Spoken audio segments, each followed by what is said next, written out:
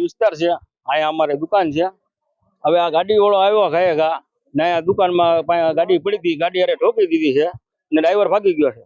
કઈ ગાડી છે? આ હોન્ડા સિટી ગાડી છે ને આપડી આ કચરાની ગાડી છે ભાઈ. કઈ બાજુ આ ગાડી આવી? ગાડી આમથી સીધી આવી ખાયેગા. એક બે છોકરા રમતા હતા એ બચી ગયા છે, આ માજી બેઠા હતા બચી ગયા છે ને ગાડી યારે જો ભરાઈ ગઈ, તમે વિડીયો જોઈ લો.